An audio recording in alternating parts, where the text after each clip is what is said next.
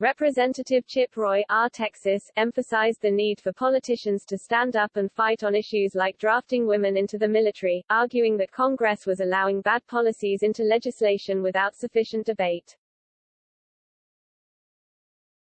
His comments came just after lawmakers dropped a provision from the National Defense Authorization Act (NDAA) that required women to register for the draft.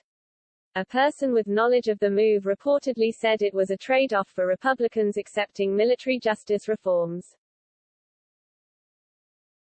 Roy, one of the most outspoken lawmakers on the topic, had previously given his GOP colleagues an ultimatum, stating that they wouldn't receive his vote for a party leadership position if the NDAA included the daughter draft.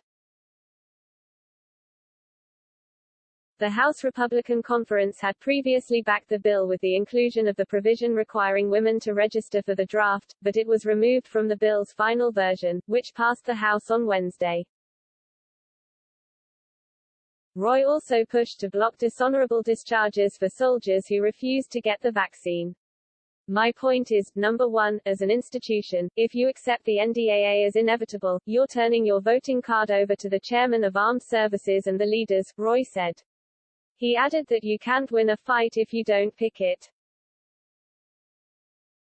Roy said he wanted to ensure that my daughter, who is 10 years old, doesn't get drafted.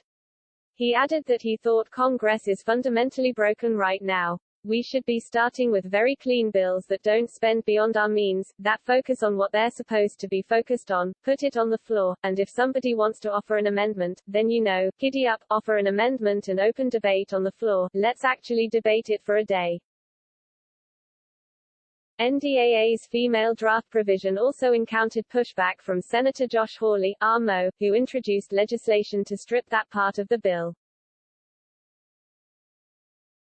Senate Armed Services Chairman Jack Reed, DRI, who proposed inserting the draft provision, previously defended it in a comment to Fox News.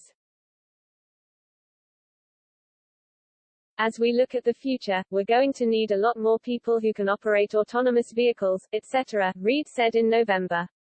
You don't have to be 6 feet, 2, etc., to do that and be able to bench press 280 pounds.